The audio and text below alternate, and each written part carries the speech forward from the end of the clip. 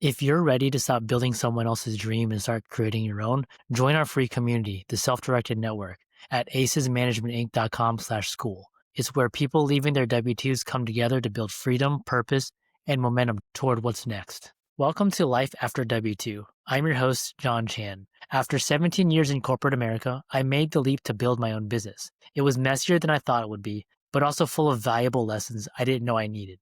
This show is about sharing shifts in mindset, pivots in strategy, and personal changes that come with pursuing financial freedom. You're not alone in this. We're all figuring it out, one step at a time. Welcome to Life After W-2.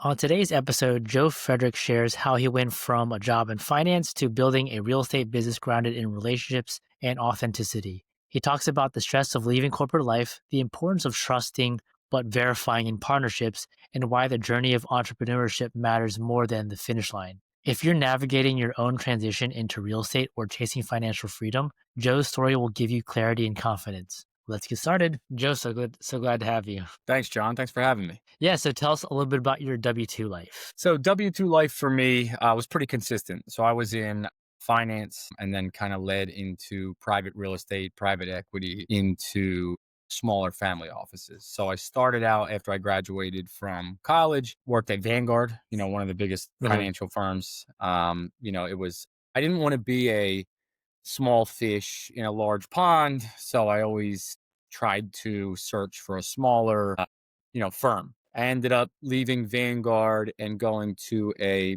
multifamily office. That multifamily office was in Delaware or New York. So I was driving to Delaware or going to New York City. And I live in Pennsylvania, right outside of Philadelphia. So it was a horrible drive or trek either way. Learned a lot there, had really good relationships with, these people that were above me. So I kind of learned what multifamily office meant to people and managing that type of money, being closer to the clients. And I was tired of that drive. So I wanted to go even smaller and closer to home. So I moved to another multifamily office over in Berwyn, which is about, 20 minutes away from me instead of about an hour and a half to Delaware in traffic. So I worked there for a while and yeah, it was good, but I actually felt like I did not belong at all. And that kind of gets to my transition leaving the W-2. If there's any more questions about my W-2, I can elaborate further, but it's kind of boring.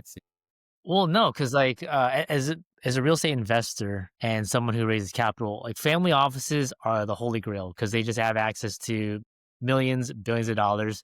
And so once you get in and you prove them that you are trying to do things the right way, or you have access to good opportunities, like you just make some friends, and then now you have essentially unlimited money. That's true. And you know what is crazy to me is I didn't realize that to be the case until I left. I had no idea how blessed I was to be part of two multifamily offices to, not stealing clients or anything like that, but get to know these individuals on a friendship level of my clients, right? That was managing their portfolios. And I had no idea how important that was until I left. And then saying to myself now, which we'll talk about soon, wow, there's so many relationships I should have just, made very close while I was there, knowing I was going to end up in the position I am as an entrepreneur now. So Yeah, I so I didn't mean know. that it's very understandable why you decided to leave them because you just didn't know the value of where you were at. So then, I mean, at what point did you decide I no longer want to be here? You said you didn't feel like you fit in, right? Yeah, that's true. Back up my story a bit. Before I worked at Vanguard, after graduating college, I was a personal trainer, and I remember my father told me, he said, "You didn't go to West Virginia, $30,000 a year to become a personal trainer back at home. You didn't have to go to college for that. Not that there's anything wrong with being a personal trainer, but you didn't have to be $120,000 in debt over it." Yeah. So I said, "You're right. Okay." And he was in finance. So that's when Vanguard, they were hiring everybody and their mother, of course. So started on the phones there. But as I progressed into the private equity and private real estate space, I went to West Virginia. I went to Plymouth White Marsh High School. I never played golf growing up. I barely did. And if I did, it was just to underage drink on the golf course and get away with it. Like I didn't share a lot of the qualities and upbringing that I think a lot of guys that end up in that space did, especially in the firm that I worked for. Everybody, Villanova grads or they all knew each other's families and they played golf on the weekends instead of spending time with their kids and their wife. And for me, I was like, that's crazy. I'd rather be home with my kids or doing something Yeah. fun with them. I can't be that husband that wants to be playing golf every Saturday or Sunday. It's not me. So what it kind of clicked for me once I realized all that. I said, you know what? I think I was 29 at the time. I've always told myself that I wanted to become fully in real estate by the time I was 30. So I was 29 at the time, and I said, I don't belong here. And I just started telling everybody that, meaning the guys that it mattered to, the two partners with the firm. My transition was a unique one. I told the two partners, I said, look, I don't belong here. I don't fit in. But here's what I'll do. I'll exchange, I'll make an exchange with you or barter with you. I will give you 6 months notice to leave this company. If you then in fact help me find a private real estate only company to work for. And this company was an LP investing company for other sponsors in private real estate. So this was a very easy transition. I was like, you guys know everybody. Just put me anywhere, coach. And giving them 6 months, I think was graceful. And one of the partners appreciated it. I think they both did. And they introduced me to a private real estate firm. So my transition from a W-2 was actually supposed to go into another W-2. I was months and months of speaking with these guys at the private real estate company. I liked them a lot. They liked me a lot, but they kind of felt forced to talk to me. I realize this now. They felt forced to talk to me because it was one of their biggest investing multifamily companies coming to them saying, would you look at hiring this guy? Yeah. And I realized that now. I was like, how stupid was I to think that they really cared about hiring me? If they hired me, they knew they were going to get another $50 million in their next private real estate deal. That's the way I understand it. Ended up they didn't move forward with me, and this 6 months was still going on, and we were only about 3 weeks in. They worked right away to try to find me a spot. I was very appreciative of that. So at the same time, this company was getting acquired that I work for. And the acquisition company could care less about the deal that I cut with these guys, these Mm. partners. And mind you, I'll back up again. The one partner said, I will never fire you because of you giving me the 6 month grace that you did before. Because I had somebody leave, they dropped the clients, and it was a headache. And I said, okay, that's great. You made me feel good. My second born was on the way, and I'm in 2 months' time. So I was like, cool, I'm good. Once they got under agreement, under contract, trim the fat, Joe's fat, get him out. I got kicked to the curb just like that. Hey, you got 2 weeks to figure out what's going on. Are you kidding? I said, are you kidding me? And I'm not going to curse on this podcast, but are you effing kidding me? That's crazy. I gave you 6 months and you kicked me out in a month. I should have been prepared. So that was my kick to the curb transition, at least the beginning of it. Yeah. So I mean, you had everything set up. You had a really good deal. Like I never thought to do that, and then all of a sudden it just changes, just like that. Very quickly. It was nerve wracking, scary. Like I said, my second born was on the way. Within 1 month, he was going to be born, my son. And I was like, I asked the manager was not fond of me at all. And I was very aware of that. I said, anything you could do here to try to convince somebody to help me stay. I mean, my son's going to be born next month. I mean, and you guys are kicking me out. No, nothing we can do. I'm not shocked. I don't care for this guy. I'm not shocked. Yeah. What you're saying to me, no surprise. Yeah. But yeah, so at that moment, I was backed horribly into a corner. I had to figure out what I was gonna do. At this point, I owned real estate already. I was already buying properties. I wasn't flipping, but I was saving up money from my W-2 and buying real estate and holding as rentals. But that was not going to continue the salary that I had or the lifestyle that my wife and I had. Really, oddly enough, I was traveling up north to New York, Geneva, New York, in the Finger Lakes to look at a property to buy and flip the first time. I heard flipping was the easy way to, not easy, but quicker way to make money than appreciation on a rental. And I stopped at one restaurant to charge my car, and I ran into, this woman and a couple other people that were celebrating this big event, and they knew I was a real estate investor at the time. And it's funny, they called me Joe the developer. I guess I said too many things that probably weren't true, but they thought I was this awesome guy with so much money coming up to fix Geneva, New York. But it was in this was in Scranton, Pennsylvania on the way up. And I spent the next year there. driving up almost every other day in a suit and tie, meeting with the mayors of these cities, the congressional leaders of Pennsylvania, state representatives about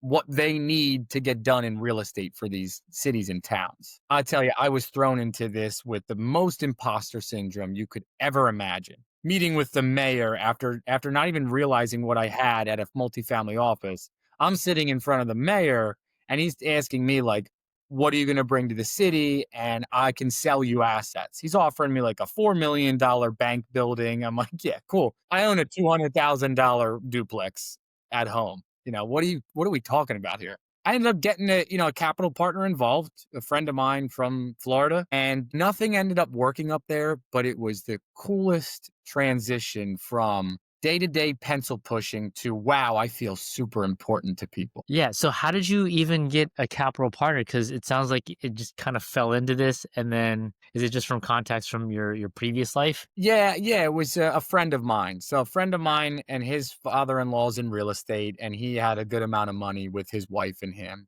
sitting Mm. on real estate in Boca Raton, Florida. And it was so impressive to him. He's always looked at me like, hey, Joe, you got the personality. You just don't have the assets for me to want to partner with you. And this was, yeah, because I was buying $200,000, Norristown rentals.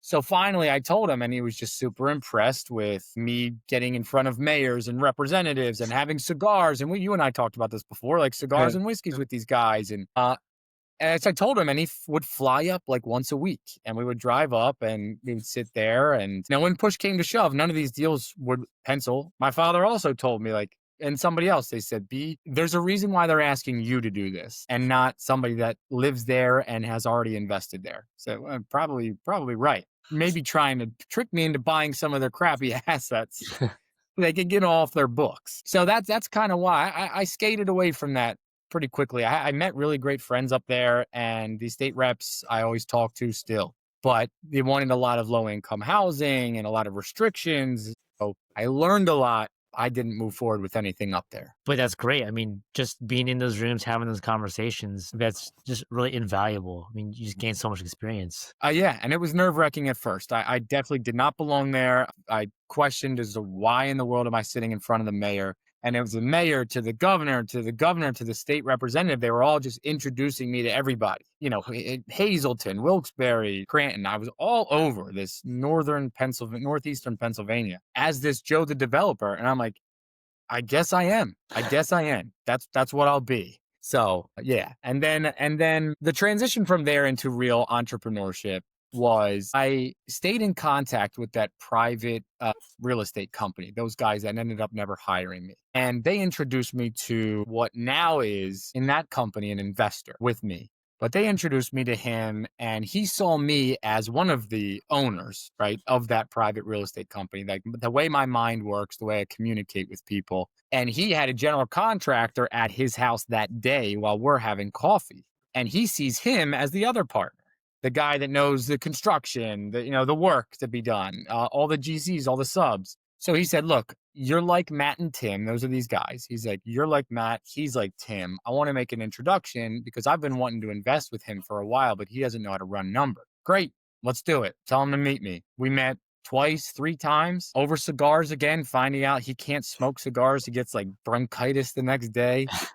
And him and I hit it off, and we built a company called Capital Companion. It was 2.5 years of flipping properties and buying rental properties together using the introduction guys' capital, and then we raised about 4 million outside of that with family and friends. Wow. I mean, how did you just meeting people and then opportunities come along? I mean, that's a great opportunity. You have the contractor, which is I think is the most critical piece. And then you have the numbers. And then what was your other partner doing? Yeah, my understanding was that he was going to run the jobs, right, and be there at the flips, I would say most of the time he was, but a lot of the times he wanted to be back end office and kind of hire a GC below him. Right. He saw himself higher than what I needed him to be or what we needed him to be. I said, I need you at the jobs. Like, I need you to run this stuff and quality control, all that stuff. I got the numbers. I'll sit behind a computer. No worries. He liked to golf a lot and all that stuff. And like Yeah. him and I are friendly and everything. We don't operate that company together, in an office anymore. We just didn't see eye to eye on the projection of the company, but still friendly, still cordial. We still hold assets together and still partner very well on those. But yeah, to answer your question or to bring up what you mentioned, for me, life was all about relationships. And I said this when I was younger over and over again. And it's something that is literally instilled in the back of my mind. I will not shy away from shaking anyone's hand and opening up a conversation. And most of the time, we'll all find out that it's a waste of your time to talk to some people. Mhm. Even when I was in private equity in the multifamily office, and I was buying real estate, loads and loads of friends would come to me and say, "I want to do that too. I think that's awesome." Well, when the time came, John, I said, Mm. "Okay, I'm buying another multifamily. Do you want to be part of this?" "I don't know. I'm a little worried." "Don't ask me again. Do not come to me and tell me you want to be a real estate investor again if I present to you the best deal that I've ever gotten and you don't want to invest in it." So, like I said, life's all about relationships, but that's how I feel that is what works best for me. It's just to meet new people and feel out how I can help them and how they can help me. Yeah, I like that because it's one of those things that I've had to come to realize that you're not going to convert everybody, and not everyone's going to want to do. They can say what they want to do, but are they willing to take action and actually do it? So you can't save everyone. You just have to find the right people that'll just align with you, and there's nothing wrong with that. Just find the people that are want to do what you're doing and actually take action. I mean, similar to you and I, it's kind of shocking that in our world, we run into a lot of people like us Mhm. now, right? But there are not a lot of people that want to take that risk to become an entrepreneur. It is a very niche thing to do. It's scary. And in fact, talking about scary, I have an amazing story about that will relate to me leaving my W-2 and pretending to be somebody there as I'm transitioning out of my W-2.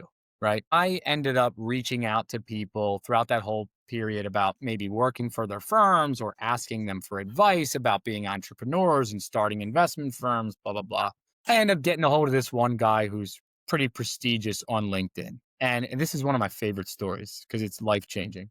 I reach out to him and I ask for a phone call and he accepts. To my surprise, why would he ever do that? Okay, I'm cool. Let's do it. So I schedule time with him. We end up having a phone conversation, and I'm talking to him. I'm asking him certain questions, and then I open up the floor to him. I said, "Hey, any feedback or any questions for me?" And he said, "Joe, do you want me to tell you the truth?" I said, "Yeah, nothing but."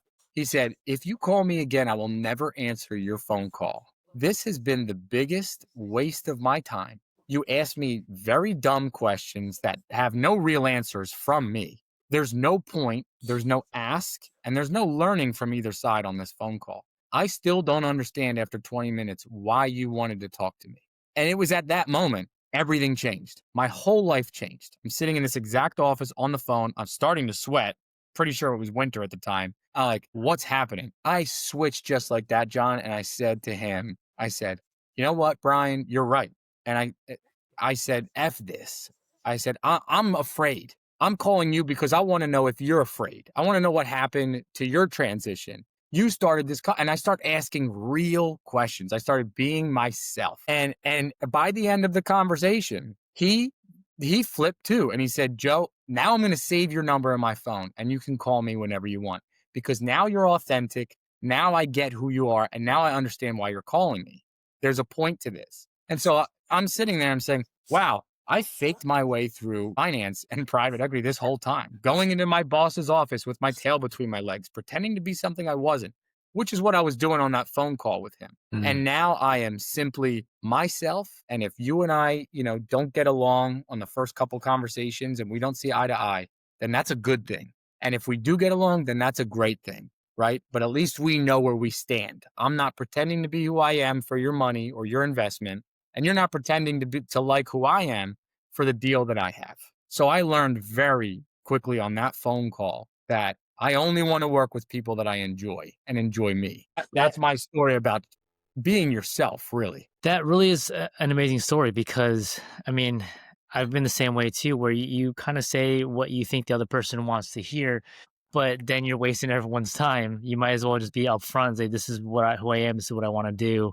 Be friends or not. Like it's fine. Like just move on if Yeah. it's not going to work." And it's not to be confused with, being friendly with people or keeping other Right. relationships based on not business, on business that's not related. But yeah, when it comes to business, you just got to be who you are. It's Yeah. funny, literally jumping on this podcast. And I don't know why my wife said this, but she asked, "You're going to wear a white shirt, so plain on the podcast today." I said, "That's who I am.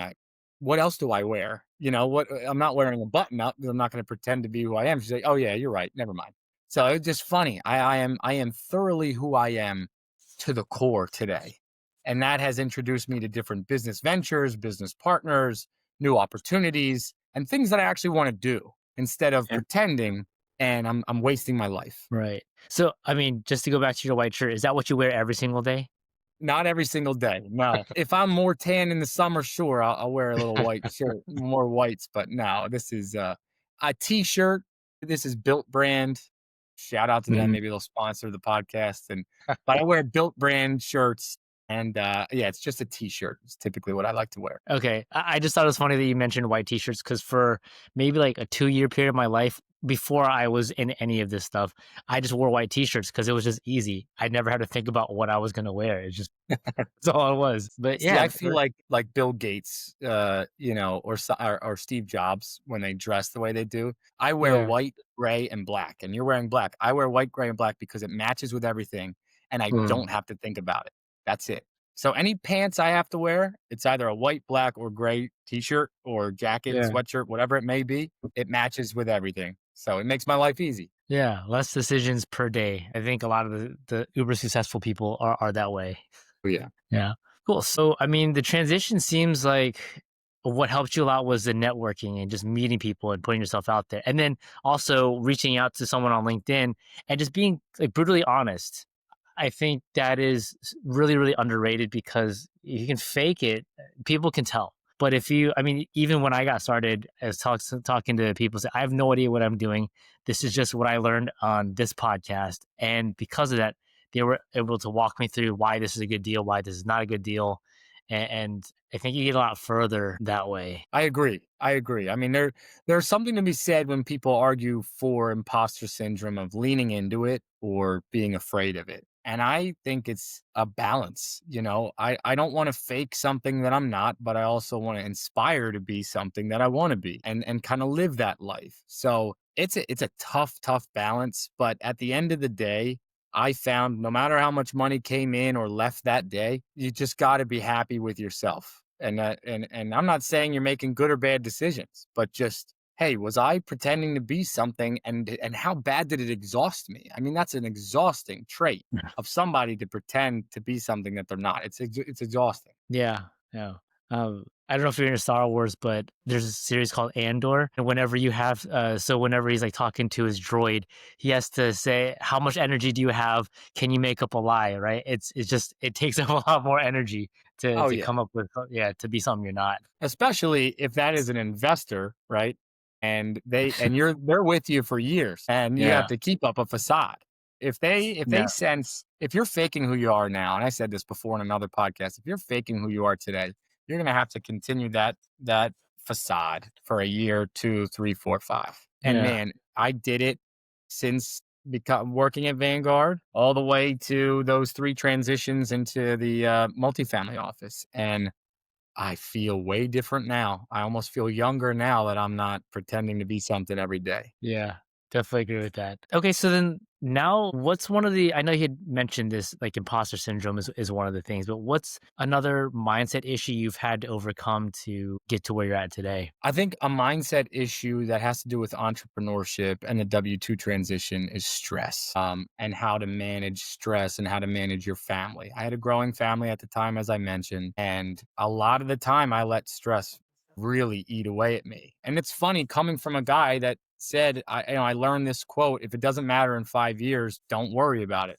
5 years is a long time. So, like, if it doesn't matter in a year or 6 months, you shouldn't worry about it. But for me, it took me probably 3 years into entrepreneurship to understand how to deal with stress and what to worry about and what not to worry about. I mean, there was a time, just to I'm going to go deep into being an entrepreneur here and I think a lot of people get this. And for the people that didn't have to deal with this, good for you guys and gals. But I went, entrepreneurs drink, entrepreneurs take Adderall, entrepreneurs stay up late, entrepreneurs sit in front of their computer, even if nothing is happening. And I've changed all of that in the last 6 months to a year. In fact, when we met a little while ago, you and it was probably a few months before then. And I told you the whole story. Stopped drinking, really. Right now I'm Italian. I'll have wine, for dinner or something like that.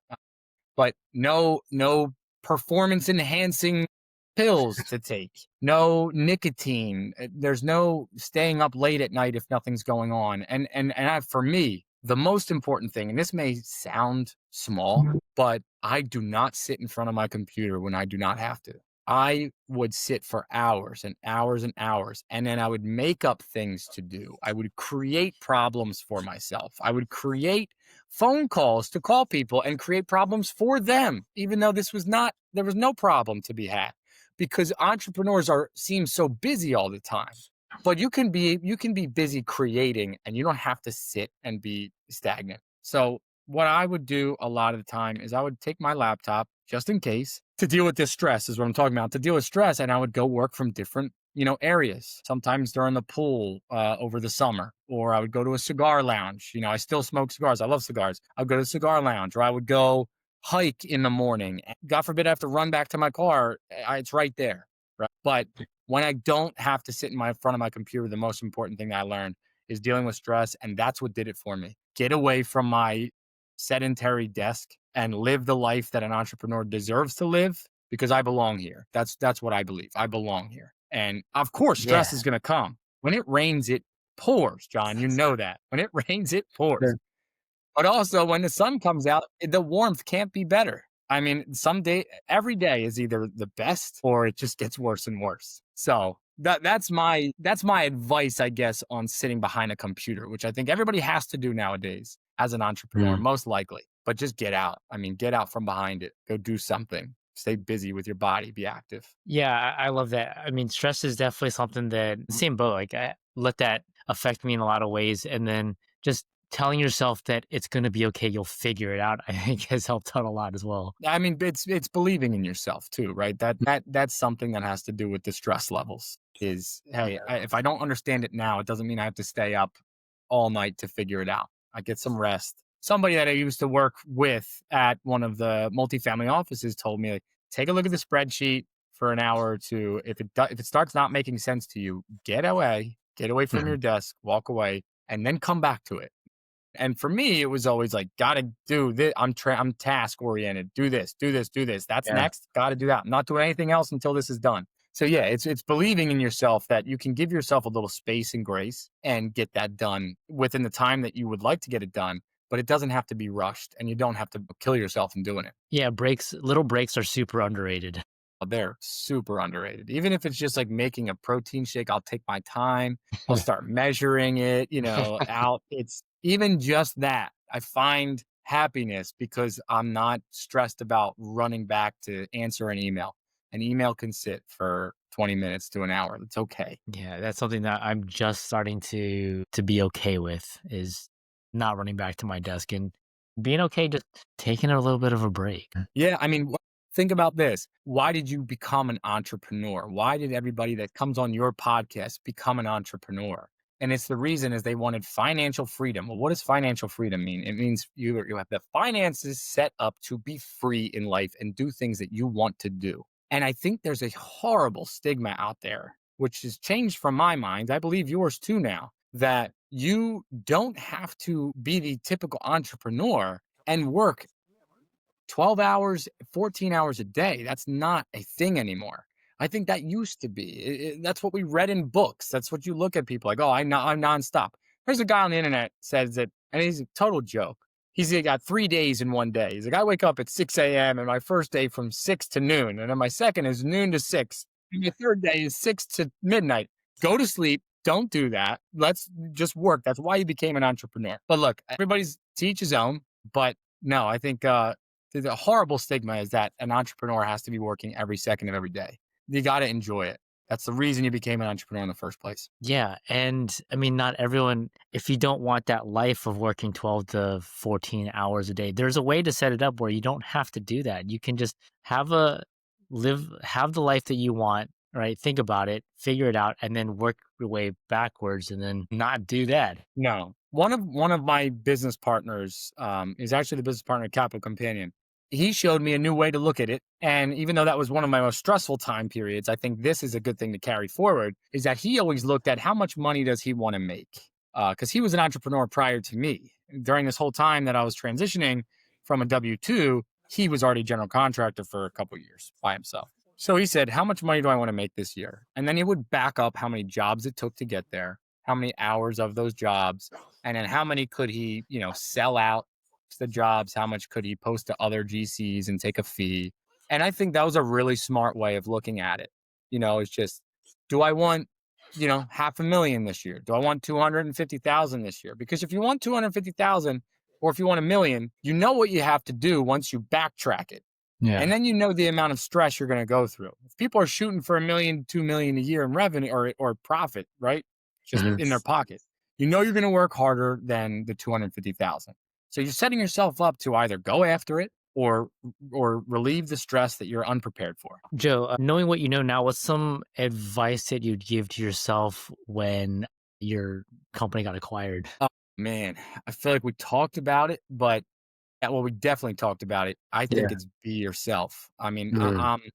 I'm gonna harp on that tune, right? And I think there's a lot that I've learned in being an entrepreneur. Two things I'll say: be yourself and do not trust everybody. I'll Yeah. put it that way. I've been through 18 years of entrepreneurship in 5 years. And I mean business partnerships, strategies falling apart, being kicked out of deals when it's closing. This just happened to me. I set up a loan, got everything together, signing on as a business partner through LOI, got everything done for a commercial space. And that day, the only signer that had to sign that day removed me from the partnership. Jeez. Yeah, so I trusted everybody in that scenario. I even trusted the guy I brought in to help me with the commercial side, and he tried to go behind me to take the deal with the guy that signed, even though he didn't get it either.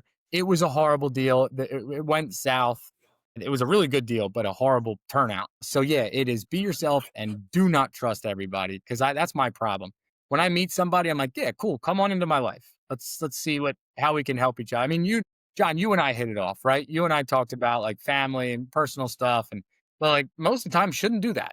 It's I gotta start building up a wall to protect myself because that whole notion about life is all about relationships is 100% true, but that doesn't mean you have to let people all the way in. Yeah. And that was one of my biggest problems was not being myself and then trusting way too easy. Yeah, and I think that's kind of, I don't know if this is ho why, like, we're having these conversations, these regular conversations, but I'm in the same spot where trusting people to do what they say they're gonna do all the time, and you get into trouble. Now it's like, "Alright, well, let me figure out who this person is. Let's have some conversations before we start signing any paperwork." That's right. That's well, and the interesting thing is for me is I would have benefited if the paperwork was signed first and then the Oh, yeah. conversations were. It's every deal is different. Every partnership's going to be different. Every scenario is different. But it's yeah, I approach everything with caution now. In fact, my attorney, who is a really good friend of mine now, said this to me, which freaked me out because he's a friend of mine, but he's also saying it to me. He said just know this one thing that I practice, Joe. I trust everybody, but I'm also prepared to kill everybody. So he's got this. Basically, what he's saying is let people in to a certain extent, but you gather, I mean, as layman's terms as it can be, you gather as much dirt on that person as you can. You record stuff if they say something, I don't know. I'm not making any recommendations, right? But if something goes wrong, in that scenario, I brought up about the commercial property. If something went wrong, if I were to have that LOI signed and it was binding, that would have been me trusting this guy's going to bring me to the end. And then I'm prepared to kill him because I have the binding contract in place. And Yeah. I was not prepared to kill him, in quotes. I'm not a murderer, but I'm just saying that's the way he proposed it to me. And that's frankly the way I approach a lot of relationships now. I'm not going to overshare anything with anyone anymore. My wife's going to get all of it. That's it. Just her. But I'm not oversharing. And if you choose to overshare, give me more ammo if you screw me over. Yeah. I love that. It's kind of like this whole thing when you get into deal, trust but verify, right? Yep. Yeah. Just make sure you're prepared. Yeah, yeah. And that's I mean, you're forever evolving and forever learning in the entrepreneurial space. That's the one thing that guy told me, Brian from LinkedIn. It's like Mhm. when I asked him, are you scared? Like, were you scared? And he said, Joe, I'm still scared. This was the good point of the conversation. He's like, I'm still scared and I'm 40 years in. What's the kind of question is that? Of course, I'm still scared. I Yeah. said, how could you be scared with all this money and all these investments and all these investors? But like, honestly, the more investors that come aboard with me, the more scared I get. So I get it. It's never a feeling that fades away. You owe more money, you're under more debt, you're under more scrutiny. People are looking at you from different ways. I mean, I think I would choose entrepreneurship over anything else. I think that's a big takeaway too. Yeah, I think it's funny because I think Alex Hormozy says people rarely, well, if people knew how hard it was, they wouldn't do it. They think it's easier than it really is. And yeah, I used to think that the whole goal was to go into this and then figure out all the problems. But no, the goal is solve all the easier problems. And then as you continue to grow, you then have new problems. So you're chasing new problems. And it's always going to be the same thing. You're never going to, yeah, I guess you're always going to be scared. And he was talking about having different types of weapons and different problems, right? Like you start with a stick, and then you ended up wielding a sword, and then after the sword, you slay that dragon. Another bigger dragon comes up, and now you have a musket, right? It's the Yeah. evolution of tools and armor for sure. I mean, everything I've learned over the past 4 years has literally set me up for anything until I don't know that one thing, and then that's another learning lesson. Yeah. So it's forever learning, it's forever fun, in my opinion, without the overhaul of stress. It's always going to be there, but without an overwhelming amount of stress, it's always going to be fun. Yeah. I mean, it's just, this is why it's so important to appreciate the journey more than anything else because your goal is constantly going to change that. There's never a finish line. It's always just going to be continued pushed back. When you first started as an entrepreneur, did you believe that you were going to enjoy the journey more than the end? No, I only cared about the end. That's That's all right. I That's wanted. right. There's no end. There's no end. Yeah. There's no end. And I ask that because that is with everybody. Everybody's going into entrepreneur like, give me 5 years. I'm going to make 5 times what my friends are making by then, and I'm going to sit on a boat and a yacht in Italy. Blah blah blah. We could still dream about that all day, sure, and we Yeah. still do as entrepreneurs, as tenured entrepreneurs. You can still dream about that, but no, the journey is. I mean, go have that cigar, right? You Right. told me you like cigars. Like, go enjoy that moment. Get away from your laptop for that day. It doesn't have to be celebrated all at once at the end, if there ever Yeah. is one. Mm. So, yeah, I didn't believe that either. I was like, no way. The journey's going to suck. This is going to be hard. I'm going to be up all night. And then when I decided to believe in the journey is more fun than the end, that's what life is. I mean, what are we waiting for at the end of life anyway, right? Yeah. You Mhm. just, every day's got to be something. And again, rewinding back to what I said, there's a reason you became an entrepreneur. It's to become financially free, but it's become financially free the way that you want to. Right. Or else we could all be a banker, right? In private equity or something like that and hate Mm. my life the like I used to. And you have that, cushy salary. Could have, but don't want to do that. Yeah. And you also get to evolve and grow too to be worthy of that financial freedom that you're hunting for. So I mean that's again like really important. Just understanding that it's if you can be happy when there's nothing to be happy about, you're gonna be in a much better spot. I don't know why it made me think of this, but one of the things that I'm going to miss obviously I'm going to continue to be an entrepreneur, but like the shock on people's faces when you're as young as you are and you're a successful entrepreneur, or even not successful, you're trying. I'm 33 years old now. By the time I'm 35, 37, 38, 40, people are like, cool, you're an entrepreneur, great for you. But like when I owned real estate at 22 years old, and when I was an entrepreneur at 30, that was cool. And people were looking at that like, wow, I'm so impressed by you or whatever. And that was cool to hear. And that's one thing that I think is going to disappear unless I truly evolve. As it's kind of like the real estate market. Like you got to keep up with inflation. The prices got to keep up. Like I have to keep evolving as fast as I'm aging to become impressionable on people, to have them want to invest in deals that I'm creating. So it's funny. Well, actually, I think it only helps you because, so my partner in Atlanta, he has been doing this for 30 years since he was like 15 years old. And so now seeing him, now he's just gained so much respect regardless of his age, just because he's been in it so long, he's had that longevity. And so for you, you have that longevity. I mean, you've been able to weather, what was it, 22? How old are you? At least one cycle, right? You've been able to weather at Yeah. least one storm. So I think it'll always just be it'll be a different type of shock, but I would never change it would just be a different type of shock. That's what it is. I think it's a different type of, probably a different type of respect almost. I mean, I feel like everybody looks at age and says, age comes wisdom, right? Like they would much rather invest with a 45-year-old who's been in it for 30 years than a 33-year-old's been in it for 10 years, Yeah. 3, 4, 5, whatever it may be.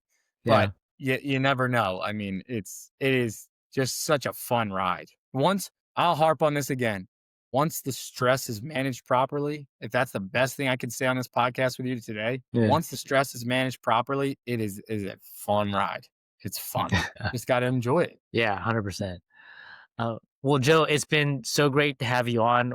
How can you help people and how can people reach out to you? Yeah. So we didn't talk about my other companies, but I'll drop it here. So Apollo Strategic Capital on LinkedIn is my venture capital. So I do venture investments as well. Now, I've transitioned 7 times since Capital Companion doing different deals. So it's Joe at Apollo Strategic Capital is on LinkedIn, and Joe Frederick's my name on LinkedIn as well. And then it's Joe Frederick ASC on Instagram as well. I'm not too crazy with Instagram. I don't really do much on there, but send funny memes of one day I will get better at it, but those are the ways to find me. Yeah. Very cool. So we'll make sure to have all those in the description just so it's easy for everyone. Joe, I loved hearing your story. Thanks for coming on again. I appreciate you having me, John. Thank you very much. That's it for today's episode of Life After W2. I'm John Chan, and I appreciate you tuning in. If this episode resonated with you, share it with a friend who's ready to take control of their financial future. And if you're curious about how self-directed retirement accounts can unlock opportunities in alternative investing, grab our free guide. It's packed with insights to help you get started. The link's in the description. See you next time.